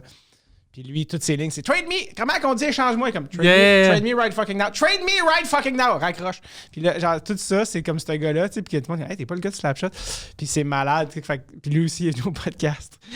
Puis. Lui doit faire un bon podcast. Hein? C'était une fun quand tu l'avais? Ouais, parce que lui, c'est comme un monsieur, man, qui est juste comme du vécu. Comme, il y a eu comme. Lui, il est comme moi, quand je tournais Slapshot, j'étais alcoolique. Oh, je cachais shit. des bières dans ma. Puis genre, tu sais, c'est comme. Tourner un film avec Paul Newman en 77, que c'est comme tourner un film avec Brad Pitt, là, c'est comme. Oh, c'est big. As big as it gets, c'était une huge star, Paul Newman, tu sais. Puis il était comme, hey, chill avec Newman. Puis, tu sais, Paul Newman, c'était un acteur super sérieux. Puis là, quand il a fait Slapshot, il y a beaucoup de monde qui était comme, man, pourquoi il fait un film où il sac? Puis comme, beaucoup de gens qui trouvaient ça dans l'élite, qui étaient comme, oh, c'est vraiment weird. Puis Paul Newman, il a toujours dit, moi, la seule affaire que j'ai gardé de Slapshot, c'est que j'ai continué à sacrer après. Avant Slapshot, j'étais comme super clean. Puis là-dedans, tu sais, là-dedans, les jokes sont super dirty. Là, puis genre, comme. Genre, c'était comme en québécois, c'est comme ta femme suce des plats. C'est comme tellement vulgaire. Là, C'est vrai. puis lui, il a continué à faire ça, puis il fait les scènes de hockey. Puis fait que c'est malade. Puis il nous a tout compté ça. Puis tout ça, comme en Gaspésie, on était sur un rang l'hiver. Puis il nous a compté ça comme 2 heures de podcast. Puis j'étais avec Jay à ce moment-là, Jay du Top. Puis là, il rentre, puis il voit une photo, puis il me dit, ah man, t'es le grand-père de telle fille. Puis je me dis, man, tu connais sa petite fille ou c'est quoi? Puis sa petite fille, c'est comme une influenceuse full connue au Québec, que je connaissais Quoi? pas, qui s'appelle Lisanne Nadeau. Puis elle est à Big Brother. That sounds familiar. Elle est allée à Big Brother Célébrité. Elle est là maintenant avec... Elle a été éliminée au début, là, mais elle était dans le show. Mais c'est sûr qu'elle va se faire éliminer anyway. Ben là... Jean-Thomas niaise pas. ouais, c'est ça. Jean-Thomas qui est dans les derniers, là, je pense. Fait que, en tout cas, toutes ces affaires-là, t'es comme, oh my god, genre, c'est bien intense. Mais ouais, il y a un docu sur comme toute cette affaire-là. Fuck, man. OK, ça, je vais voir. You found it? Yeah, go. Je pense que je l'ai trouvé.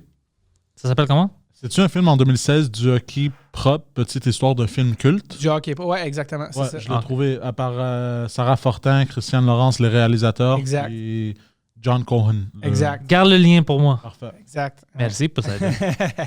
Il fait tout, ce gars. Oui, il fait tout. C'est notre everyman. Puis Jay du Temple, je le connaissais pas beaucoup. Je commençais récemment, puis j'ai envoyé une invite pour venir au podcast lui aussi. Ouais. Parce que, tu sais, qu'est-ce que j'ai fait? Le monde, il m'envoie plein de choses. Puis même ton nom, comme, hey, invite cette personne-là, invite cette personne-là. Puis des gens que je connais, que j'ai déjà vus comme toi, c'est facile parce qu'on se connaît. Ouais. Si tu reçois un message qui vient de moi, tu sais je suis qui, tu peux dire oui ou non. Mais il y a des gens où je connaissais pas, puis j'étais comme, comment est-ce que je peux envoyer un email à quelqu'un qui ne connaisse pas? Il va dire, c'est qui lui? Puis il parle même pas français. Tu sais, je vais faire son fucking podcast.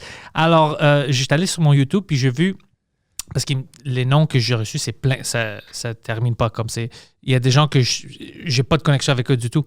Puis je regardais les gens qui sont abonnés à moi, ils regardent quel autre podcast. Ça te donne les statistiques. Ah, OK. Ouais, puis il y a certains podcasts que c'est normal. Thomas Levac, sous-écoute, parce que on est tous les mêmes amis, puis on rentre dans le podcast. Puis après, j'ai Jay du Temple, j'ai d'autres podcasts comme ça, puis je dis, OK, les premiers invites que je vais mettre maintenant, c'est sur des gens que je sais que les abonnés, ils se crossent. Ouais. Ils se crossent. Cross, pas cross. En anglais. Cross-post. Ouais. Alors, ça va du sens. Tu sais. Ouais. Je sais déjà qu'ils vont être intéressés dans ça. Mais ouais, je reçois des requests pour des invités que des fois, j'ai pas de connexion avec eux. Alors, c'est comme fuck. C'est qui que tu connais pas qui t'a demandé? Après ça, on va regarder dans le Discord, OK. mais il y a plein de noms. Puis je demande aux gens, il fait quoi? C'est-tu un humoriste? Parce que je sais pas, ils me donnent des noms comme ils pensent que je connais les mêmes références qu'eux. Mais les humoristes, maintenant, je commence à les savoir à cause que je sors plus en français et tout ça. Mais si c'est pas un humoriste, c'est un gars qui est intéressant, fort chance que je le connais pas. Ouais. Alors, avec juste un nom, puis après, je sais là, que je vais essayer de lui envoyer un message, puis après, pour eux, c'est comme, c'est quoi ce nom-là, Pantelis? Puis, avec son fucking accent de merde, là, que je vais faire c'est quoi son show? Alors, T'as-tu écrit à c'est Jay? bizarre. Hein? T'as-tu écrit à Jay? Ouais, j'écris, je pense que c'est son assistant qui m'a répondu. Mais quand il termine son vacances la semaine prochaine, on va trouver une date. Ouais. Je serais pas étonné que ça sera pas... Ah, ça va être du fun, c'est Ouais, sûr. ça va être Je l'ai vu, tu sais, je l'aime bien. Le gars a l'air vraiment cool. Ouais, vraiment. Ah ouais. Tu parlais des artistes francophones. Est-ce que tu regardes beaucoup de trucs en français? Mais non, oui, les derniers 6 mois plus, comme encore, c'est des fans qui m'ont envoyé, j'ai demandé une fois, je dis, hey, envoyez-moi des liens des gars que vous aimez. Tu sais, puis il y a des comme Max Martin, c'est son nom? Maxime Martin? Maxime Martin, ouais, le gars Shaved Head. Chauve, Ouais. Alors, il m'envoie des gars comme lui, comme plein de liens, des gars que je connaissais pas avant. Puis je regarde ça, puis il y a des gens où je ris avec, des gens que je ris pas, mais il y a toujours quelque chose que j'aime. Comme, OK, je sais pourquoi le monde l'aime. Tu sais, il y a ça, elle a ça. Puis pour moi, c'est intéressant de voir ça parce que vous avez déjà vu ça, c'est pas nouveau pour vous. Mais pour moi, imagine maintenant tous tes films favoris, tu les as jamais vus, puis tu peux les voir back-to-back, c'est fucking cool. Pour moi, c'est ça qui m'arrive parce que les liens que le monde m'envoie, c'est des grands vedettes de l'humour québécois. C'est pas de la merde. Okay. Alors, pour moi, je suis spoilé maintenant. Ils me donnent une série de choses, puis c'est fucking drôle, c'est bon. Alors, c'est plus facile de consommer comme ça. Quand tu grandissais à Montréal, est-ce que tu regardais la télé en français, la télé québécoise? Ou... Oui, mais comme moi, je connais les choses quand j'étais petit, comme Passepartout, Bébé Geneviève, tout ça. Je regardais tout ça. Mais après, quand j'étais en secondaire, c'était vraiment la culture américaine. Ouais. C'était vraiment ça que j'étais enveloppé. Puis même mon accent en anglais, c'est pas comme mes amis qui ont l'accent montréalais. J'ai un accent en anglais plus comme un accent américain. Puis j'avais pas pris conscience de ça. C'est les Américains qui m'ont dit ça quand j'étais là, comme « Hey, you don't sound Canadian. » Or, I've been to Montreal. You don't sound like a Montreal. Puis j'étais « Hey, de quoi tu parles? Je viens de Montréal, j'ai un accent montréalais. » Puis après, je commençais à écouter les gens anglophones ici qui sont sur la radio et tout ça. J'étais comme, fuck, c'est vrai, ils ont un accent différent que le mien. C'est quoi l'accent montréalais en anglais? C'est quoi? How do you describe that accent, like the radio accent, like in Montreal? I don't know how. Je sais pas comment le décrire, mais je l'entends. Gay New Yorker. Peut-être. Mais je l'entends. Quand je parle avec mes amis qui sont des anglophones, comme pas ethniques, mais anglophones ici à Montréal, maintenant je l'entends comme Westmount ou whatever. Ouais. Je l'entends. C'est vraiment intense pour moi maintenant parce que j'ai pris conscience de ça. Mais avant ça, non. Est-ce que tu checkais des shows quand tu étais jeune, genre Radio Enfer ou des trucs de rien, ça te dit? Non. Que tu étais... Musique Plus au début, comme première, deuxième année en secondaire, on va dire jusqu'à 9e, like 9th grade, secondaire 3. Ouais. J'étais impliqué, comme je regardais Musique Plus, puis Much Music, puis j'aimais Musique Plus que Much Music à cause que c'était quelque chose de local, puis on est allé à Musique Plus pour voir des vedettes, autograph signing, des choses.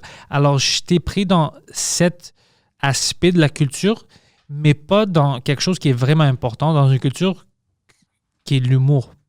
L'humour, pour n'importe quelle culture, c'est vraiment important. C'est là où tu peux comprendre la culture, les personnes, qu'est-ce qu'ils trouvent drôle, comment est-ce que ça marche. Puis, moi, j'étais vraiment, vraiment fasciné par la culture américaine du stand-up. beaucoup. Après Eddie Murphy, c'était, je pense, le premier stand-up que j'ai vu. Ça me fascinait beaucoup, puis j'étais vraiment dans ce monde-là. Mais le bon, c'est que on voit que la culture, il te rentre par plein de façons, parce que même maintenant, quand je commençais à rentrer dans la culture québécoise, humoristique, que c'est quelque chose que je comprends, puis que j'aime, que je lis, à cause que dans d'autres aspects de ma vie, sans prendre conscience, la culture québécoise rentrait. Puis j'avais pas su. C'est quand j'ai vu, je commençais à regarder les spéciales, puis l'humour français, que je dis, oh shit, man. Puis j'aime pas l'humour de la France. Alors je vois, c'est pas à cause de la langue que je la comprends, que je le trouve drôle. Ouais. C'est à cause que la culture est quelque chose que je faisais partie avec, pour toutes ces années. C'est pour ça que je peux rire avec ça. Mais je regarde des humoristes de la France, puis c'est comme, OK, c'est une one-man show, c'est quelqu'un qui parle, mais c'est pas vraiment du stand-up. Puis il y a des choses en Québec, je vois des... OK, ouais, je peux rire avec ça c'est fucking drôle.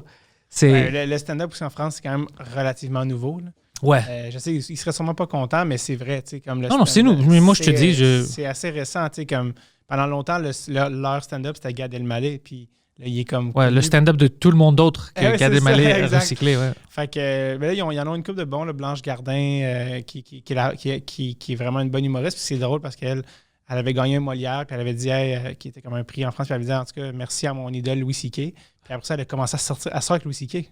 Ah oui, Mike m'a dit ça. Ouais, puis là, j'étais comme, oh mon Dieu, c'était drôle. Puis là, l'année d'après, elle avait gagné un autre prix, puis comme, OK, ben, avoir su, j'aurais comme collé Bradley Cooper. Puis comme, parce que, tu sais, elle a commencé à sortir avec son idole. En tout cas, elle est vraiment bonne, mais c'est comme si, je pense que ça va leur prendre une génération, tu sais, un 15, 20, 25 ans, juste qu'il y ait un... qui créent leur affaire, tu sais.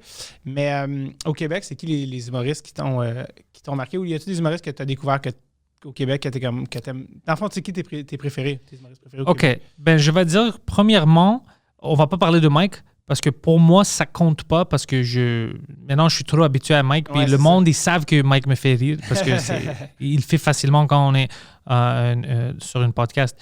Quelqu'un que je pensais pas que je vais aimer, puis que j'aimais après que je commençais à le voir, Bellefeuille, que avant, dans le Green Room, quand on parlait, je pensais que ça va être trop... parce qu'il faisait ça en anglais, cette soirée-là où je l'avais rencontré. Okay. Puis même en anglais, j'ai ri. Puis en français, c'était comme...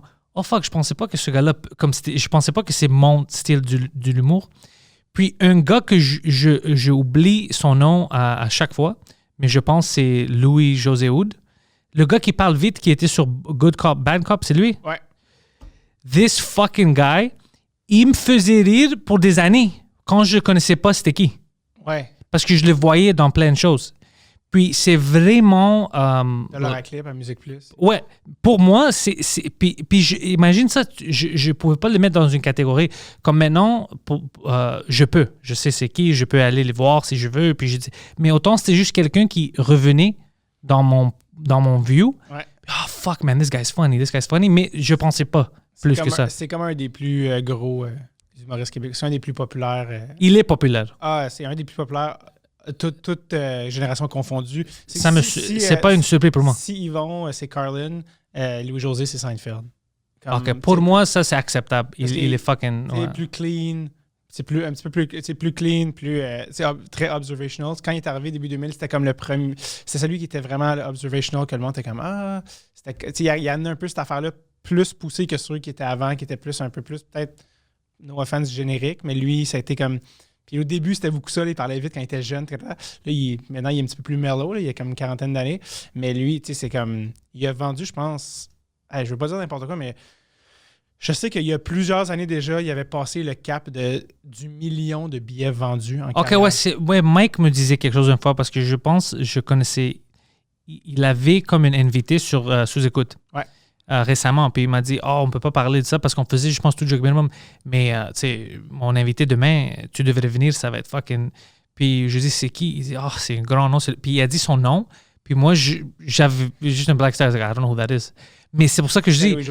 Mais je le connaissais, je connaissais pas son nom. Ouais. Alors pour moi, j'étais comme, je sais pas c'est qui. Il dit, il est fucking drôle. Je connaissais pas. Puis c'est après, quand j'ai vu, je dis, I know this fucking guy. This guy's fucking hilarious. He's the guy that talks fast. You know, il parle vite. Je dis, ouais, this guy's fucking. Je savais pas qu'il faisait du stand-up maintenant encore. Puis il vend plein. Il vend plein comme c'est. Il y a, tu sais, 1 million de billets. Là. Comme Ouais, j'ai jamais pensé à ça. Ouais, c'est sens. beaucoup. Comme, puis lui aussi, comme il y a beaucoup de gens qui sont devenus connus. Quand ils deviennent connus, ils laissent le stand-up. Ils font des films, ils font de la télé, ils font des talk shows, peu importe. Puis lui, ça a toujours été comme, non, c'est stand-up. L'affaire la plus importante, c'est le stand-up. Fait qu'il est toujours revenu. Il est toujours revenu au stand-up. Il n'a jamais laissé aller le stand-up. Puis il est comme, à chaque fois qu'il fait un show, un special, il écrit tellement de stock qu'il fait un deuxième show. Comme il va faire sa tournée, puis après ça, il fait toujours une affaire qui s'appelle le show caché. Il est comme, ça, c'est l'heure que j'ai jeté. Mais je la tape puis je la mets si vous la voulez. Mais ça, c'est ce que j'ai pas mis dans le show. Comme lui, c'est comme un gros... Il a beaucoup instauré... c'est un petit peu celui qui a comme influencé toute la génération qui s'en vient. Toute la génération qui est la mienne. Comme Bellefeuille, genre Louis-José l'a influencé. Tout le genre de mon âge, quand on avait 15 ans, on avait tout son DVD. On connaissait ses shows par cœur. C'était comme le gars, le gros nom qui a été... Fait que lui, ça va rester comme un des gros. Puis il est encore juste dans la quarantaine, mais il a commencé comme début vingtaine, mais ça fait déjà comme presque 20 ans qu'il fait ça. Fait que, puis c'est un des propriétaires du bordel. Ouais, puis je ne l'ai jamais rencontré comme dans ce contexte-là. Exact. Ouais. Lui, puis ils l'ont appelé rapidement quand François, ils ont appelé Louis-José parce que c'est comme... C'est avoir comme... s'il était le gars. Ouais. C'est comme un peu the guy. Puis ça fait 11 ans, je pense, qu'il anime la disque, qui est le gala de la musique. Qui est comme l'équivalent de animer ta gig, ta grosse. Puis tout le monde, à chacun, ils sont comme. Il écrit son stand-up, il va aller le roder dans tous les bars, puis il va aller le roder au bordel, puis il va avec son stand-up qui travaille pendant comme 6 mois avant. C'est beaucoup créé une réputation aussi de c'est un workhorse. Là. C'est comme la virgule près. C'est un gars. Lui, c'est le genre de gars que j'ai fait. Lui, pour aller aux States, parce qu'il est tellement comme ça à 100%. Bellefeuille est allé jouer une coupe de faux States en anglais. Je savais ça, j'avais vu. Je savais pas, mais ça me surprenne pas qu'il. Ouais. Pas beaucoup, mais je me souviens qu'il y avait une équipe de tournage d'un show de télé ici qui était allé avec lui, puis là, il était fucking stressé, puis Daniel Tirado était là. Puis là, il avait passé son texte avant, puis il a fait OK, non, ça, faut que tu dis-le de même. C'est ici, ils comprendront pas ça, dis ça de même. Puis là, il s'était préparé, puis il est allé faire son numéro en anglais dans un, je pense, open mic, là, tout ça. Il peut le faire parce que moi, je l'ai vu en anglais. Quand la première fois où je connu Bellefeuille, c'était comme ça. Au bordel, mais en anglais. Puis il était quand même stressé avant, mais je l'ai vu sur le stage, puis j'étais comme... Puis je l'ai même dit après, quand j'ai dit, OK, t'avais peur à cause de, je sais pas, accent, whatever, mais t'as vu le monde comme ça marchait, puis t'as déjà... Puis je pense que c'est... Parce que je connaissais pas c'était qui, Bellefeuille, puis je pense que c'est Mike qui m'a expliqué, ouais, bien sûr que c'est une professionnelle, like, il a tout son... Like, j'espère que ces jokes marchent, qu'ils savent. Mais ouais, non, lui, ça peut marcher, parce que même en français, lui, il me faisait rire. Quand j'étais allé faire du look-up, et lui, je suis curieux parce que son personnage en français, il est vraiment comme... Ah! Je me demande en anglais, il est comment? Il était comme ça, il était wacky, mais pas... wacky, mais pas goofy. Tu comprends la différence? Ouais. Tu peux être excentrique, mais pas être stupide. Ouais. Il était pas stupide, pas du tout. C'est excentrique, comme wacky, comme beaucoup d'énergie, mais pas dumb. C'est pas comme pour des cons. Tu dois quand même comprendre le joke, c'est drôle. C'est des situations qui arrivaient à lui, puis je faisais ça. Puis moi, j'aimais ça. Puis même, je ne sais pas si son fucking ego va grandir trop, je ne devrais pas le dire. But il y a des personnes que je connais quand même en français qui me font rire. Puis Jean-Thomas, c'est un des gars que même quand il parle, puis tout ça, puis on sait, il me fait fucking rire.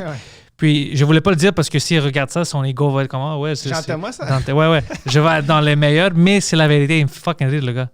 Je pense qu'il est trop insécure pour avoir il va être comme OK, merci, mais en tout cas, je m'excuse. Il est plus comme en tout cas, mais sa façon d'être, fucking Jobin, I don't know, sa façon de vivre, juste, il me fait fucking rire. Ouais, ben lui, tu sais, aussi, il avait vraiment son style, là, il est très absurde, là, je sais pas si c'est sur scène. Là, je l'ai vu, puis il y a des choses comme... Moi, j'aime pas des props, tu sais, lui, il peut utiliser n'importe quoi. S'il y avait quelqu'un, cet été, quand j'étais en Québec pour le Comedy Hall, le tournage, je sais pas son fucking nom, il est jeune. Ah, je sais, c'est Jean-Michel Martel. C'est-tu lui, il y avait des choses qui sortaient, puis tout ça? Ouais, il est très propre, là, Jean-Michel. Ouais, il était très propre. Pas Daniel Grenier. Non, c'est pas Daniel Grenier, c'est le frère de Michel. Ouais, qui est chauve. Lui, il utilise des props, sinon c'est pas mal juste Jean-Michel Martel. Hein. Il est jeune. Ouais, vraiment. Il était fucking bon. Ouais. Il était fucking bon, vraiment, vraiment drôle. Puis... Et lui, une de ses plus grandes influences, c'est Jean-Thomas. comme growing up. Fait que- Mais tu vois, c'est des choses comme ça que je dis que je me prends pas conscient de les choses qui m'influencent. C'est après que je dis, ah ouais, j'étais influencé par ça. C'est la même affaire quand je commençais à regarder l'humour québécois. Puis je dis, ah ouais, bien sûr. Puis je commençais à rire. Mais pourquoi est-ce que je trouve ça drôle? Tu sais, c'est à cause que ça rentre, puis tu sais pas. Tu Ouais. parlais quelle langue à la maison, toi? Grec. Grec plus que. Ouais, grec. Plus qu'anglais. Ouais, grec, vraiment. C'est qui les humoristes que toi t'ont vraiment influencé quand t'étais ado puis jeune adulte qui t'ont donné envie de faire du stand-up puis que dans ton style en ce moment tu fais ouais j'avoue lui il a déteint sur moi. Là. Écoute, Eddie Murphy, c'était la première fois où c'était mon ami Daniel qui m'a... Il y avait une cassette, c'est samedi, on était chez lui dans le sous-sol, puis il a dit « Hey, tu dois venir voir ça. » Il avait pris une cassette de Blockbuster.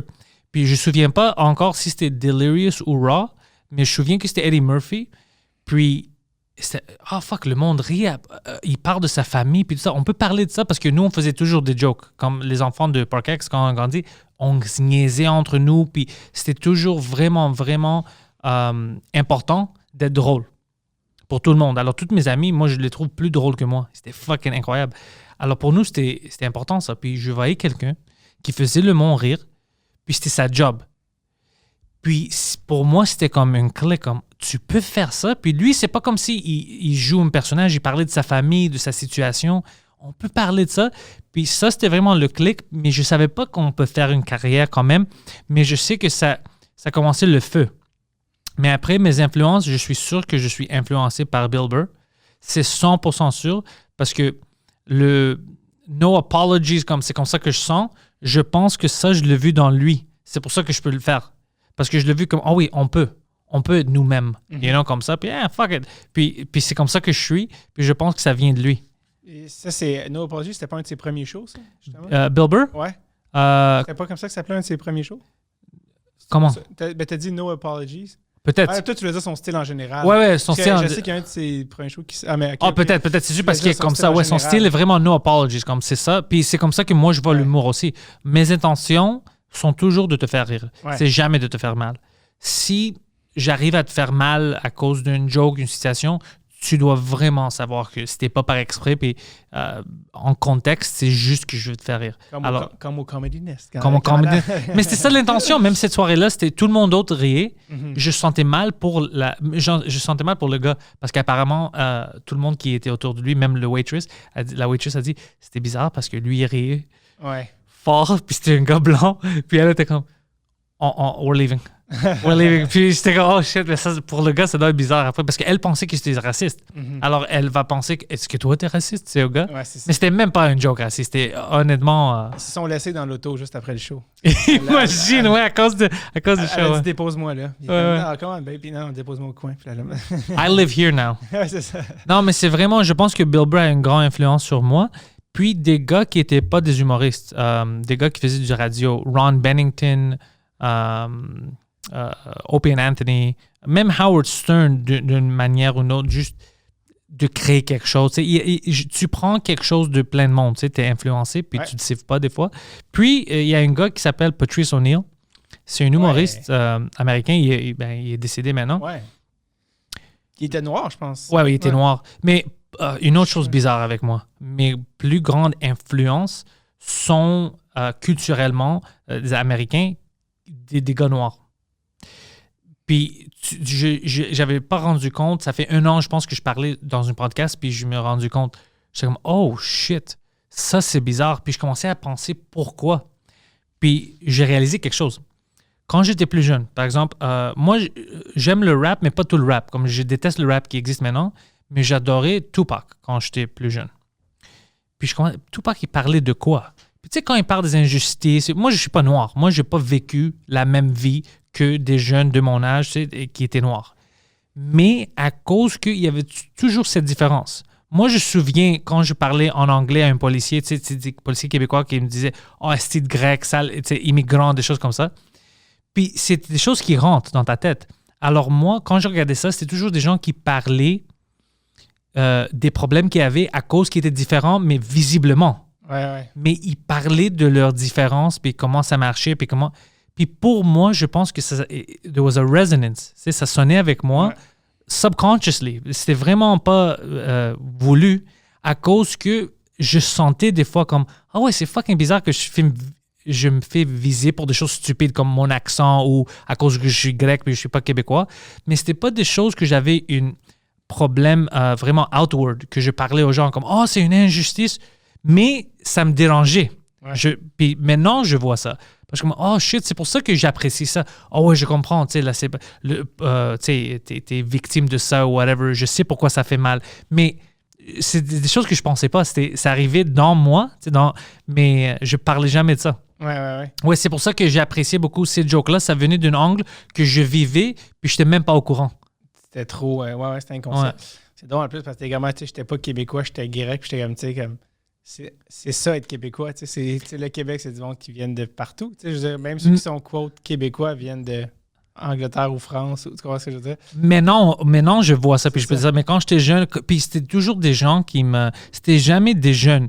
J'avais jamais de problème avec des jeunes Québécois de mon âge. Ouais. C'était toujours des gens avec du pouvoir. C'était ou bien un professeur qui me traitait de quelque chose. Puis la première fois où quelqu'un me traitait de ethnique ou immigrant, puis je suis né ici. Ben oui, c'est ça. C'est pour ça que je trouve ça ironique. Des policiers ou des professeurs. Alors, puis c'était pas quelque chose que je pouvais dire aux gens parce que je pensais pas dans ma tête que c'est quelque chose de raciste ou whatever. Alors, parce que j'étais, tu sais, blanc. Ouais. Alors, pour moi, c'est juste comme, ah, fuck, c'est bizarre. Pourquoi? Tu sais, tu peux pas l'exprimer. Puis ça fait 1 an que je parlais dans un podcast à propos de mes influences musicales et tout ça. J'étais comme, c'est fucking bizarre qu'ils étaient tous des gens qui parlaient de l'injustice des Américains noirs. Ouais. Pourquoi est-ce que moi, ça appliquait à moi? Puis je commençais à, fuck, c'est peut-être parce que quand j'étais plus jeune, je savais pas comment exprimer. Et pourquoi est-ce que tu dis que je suis différent? Pourquoi est-ce que tu me traites pas comme l'autre élève? Ouais. Surtout quand t'es ado, là, je pense que... Ouais, tu peux pas te l'exprimer parce que je suis comme, j'ai l'air la même d'eux, tu sais, on ressemble. Ouais. C'est-tu ça? Ouais, c'est des choses fucking que tu penses pas quand t'es jeune puis tu grandis avec des... Tu sais pas pourquoi tu relates à certaines affaires plus Ouais. que d'autres, puis là, plus tu es comme, ok, ouais, je comprends. C'est bizarre, right? Ouais, honnêtement, mais je pense qu'on est attiré par ce à quoi, tu sais, même si t'étais pas un jeune noir de LA, t'étais comme, je pense que c'est de relate à l'émotion. Tu sais. C'est vraiment ça, c'est l'émotion qui me tenait proche à ces affaires-là. Mais tu peux pas, quand t'es jeune, tu comprends pas tes propres émotions. C'est ça. Alors, je peux pas expliquer ça. Mais c'est un peu ça l'humour aussi. L'humour, c'est comme présenter une affaire, puis jouer sur une émotion, tu sais, ou jouer sur un... pourquoi je me sens de même quand telle affaire arrive, puis c'est à ça que les gens relate. C'est comme, Ouais. oui, c'est ça, je me sens de la même manière quand je vis telle autre affaire. Que ce soit un truc super léger d'observation, de douche, ou que ce soit un truc super deep de relation toxique. Les gens, c'est comme, ouais. I feel you. Ouais, exact. C'est pour ça qu'on connecte avec l'humour, tu sais. Tu vois, c'est pour ça, ce podcast-là, des fois, tu sais pas, mais je rentre dans les choses sérieuses. Dans la description du podcast, j'ai tous tes liens, mais je veux savoir, toi, tu veux que le monde va où pour te trouver? T'es-tu sur Instagram beaucoup? T'es sur Facebook? T'es où? Plus Instagram. Surtout que là, comme j'ai dit tantôt, mon show de rodage, je vais commencer à le faire un petit peu plus. Je le fais en avril, je vais le faire une fois au mois de mai. Puis là, on est en train de travailler pour une date en juin. Au terminal? Ouais. OK. Fait que ça va être davidbocage.com. Je sais pas ça sort quand, ce podcast-là, mais... Dans les prochains jours. Dans les prochains jours, cool. Fait que il y a déjà au moins 2... en ce moment, on est en train de spreader les billets d'il y a 1 an, parce que vu que c'était 90, 100 billets, tu peux pas avoir 100 personnes. Fait qu'il faut spreader les gens qui ont acheté sur mai, avril. Mais, avril-mai, puis juin, on va en mettre d'autres. Sinon, mon podcast, Direct sur le tape, dans lequel je reçois des gens reliés de proche ou de loin au hockey, mais le hockey, c'est juste une raison pour recevoir du monde nice, comme le gars de Slapshot. Yes. Il est comme, parle-moi de Paul Newman, puis il est comme, j'en ai des bonnes. Puis ça, toutes des bonnes histoires. Fait que ça, c'est tout sur où vous trouvez au podcast, Spotify, iTunes. On est même sur YouTube, mais c'est ça, Direct sur le tape. Direct sur le tape, David Bocage. Exact. Merci tout le monde.